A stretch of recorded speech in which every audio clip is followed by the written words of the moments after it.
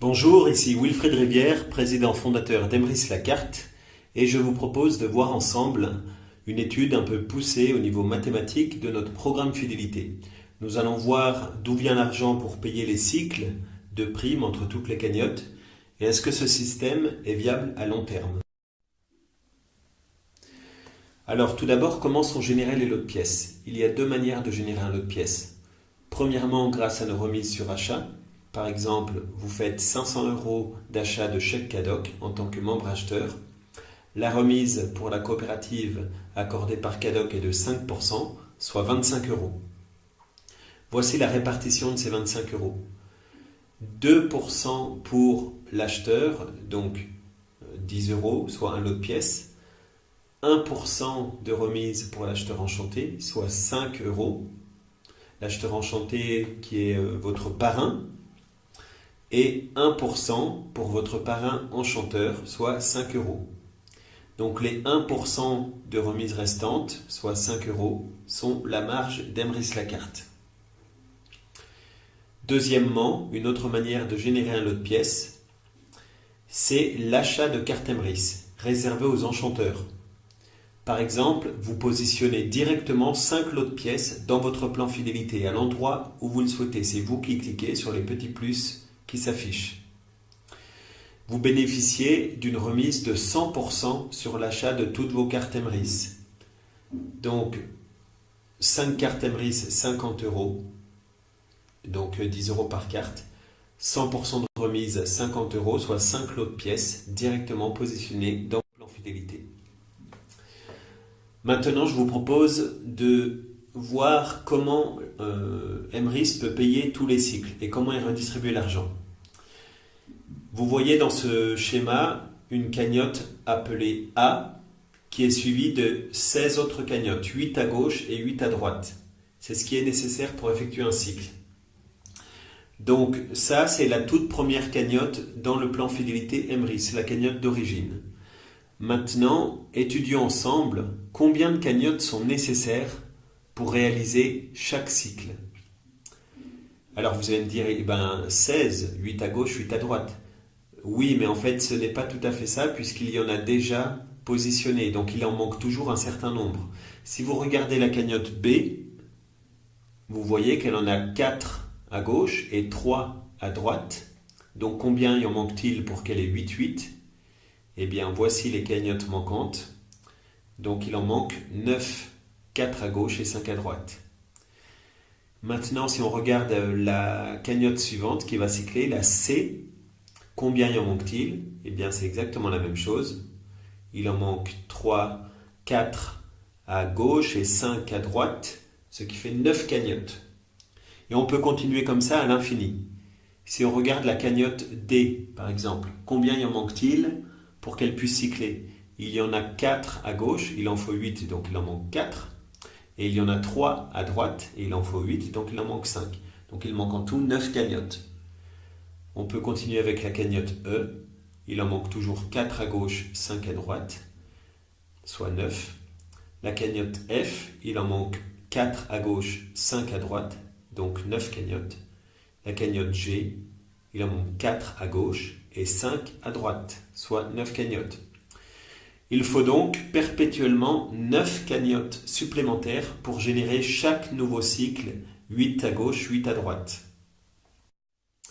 Alors, quelle est l'explication mathématique d'un cycle, lot de pièces dans le plan personnel, par exemple? Alors, nous avons vu que chaque nouveau cycle 8 est généré par l'apport de 9 cagnottes supplémentaires. 9 cagnottes, lot de pièces, ça apporte 90 €. Et voici comment notre système informatique répartit ces 90 €.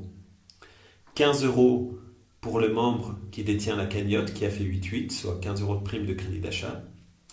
10 € pour former un lot de pièces bonus dans le plan national au profit du membre. 50 € en liasse de billets bonus dans le plan personnel du membre, donc catégorie supérieure.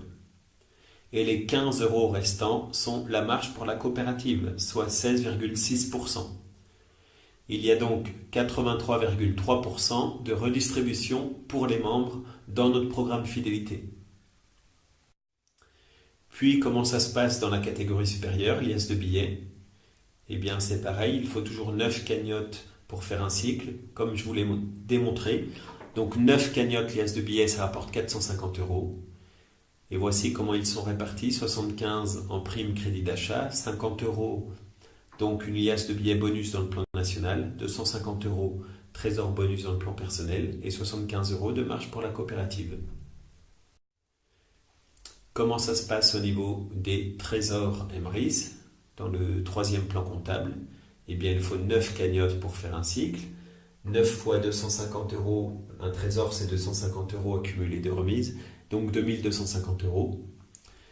Et ils sont répartis comme ceci, 375 euros de prime, 250 euros qui servent à créer un trésor bonus dans le plan national, 1250 euros c'est la valeur d'un lingot d'or bonus dans le plan personnel, quatrième catégorie. Et les 375 euros restants sont la marge pour la coopérative, donc toujours 16,6%. Voici comment ça se passe dans la catégorie lingot d'or, donc quatrième niveau du plan comptable. Il faut toujours 9 cagnottes supplémentaires pour réaliser chaque cycle comme nous l'avons vu.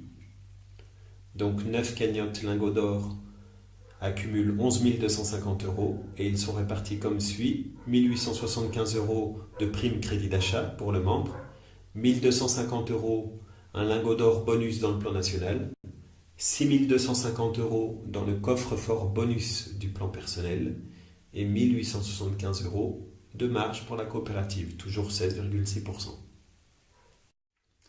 Et voici comment ça se passe dans la dernière catégorie comptable. Toujours 9 cagnottes supplémentaires pour réaliser un cycle 8-8. La logique ne change pas. Donc 9 cagnottes coffre-fort produisent 56 250 euros de remise accumulée. La répartition automatique de ces 56 250 euros, 25 000 euros de prime de crédit d'achat pour le membre, les 6 250 euros pour créer un coffre-fort bonus dans le plan national et 25 000 euros de marge pour la coopérative. En conclusion, 100% des cagnottes, comme nous l'avons vu, proviennent toujours de remises sur des achats, soit sur des achats de chèques, cartes cadeaux, matériel dans la boutique ou des achats de cartes Emrys, mais jamais d'investissement de nouveaux entrants, conformément à l'article L122-6 du Code de la consommation. Emrys la carte est donc bien un système de vente en réseau, et non pas un système pyramidal ou de Ponzi ou je ne sais quoi. Le plan de rémunération est fiable et viable à long terme, puisque les gens auront toujours besoin de faire des achats, et tant que ces remises continuent de s'accumuler, notre système continuera de fonctionner. Le plan de rémunération est très généreux pour les membres, comme vous l'avez vu. Les marges modestes appliquées par Emrys la carte permettent de financer le développement de la structure et non pas de créer des dividendes pour enrichir une poignée d'actionnaires. Le marché, c'est le plus stable du monde, la consommation quotidienne des ménages. Est-ce que vous pouvez sincèrement rêver un meilleur marché que ce que les gens vont acheter de toute façon tous les jours? Donc appuyez-vous sur Emrys la carte pour une carrière saine et durable dans le MLM. Merci de m'avoir écouté et bon succès à tous.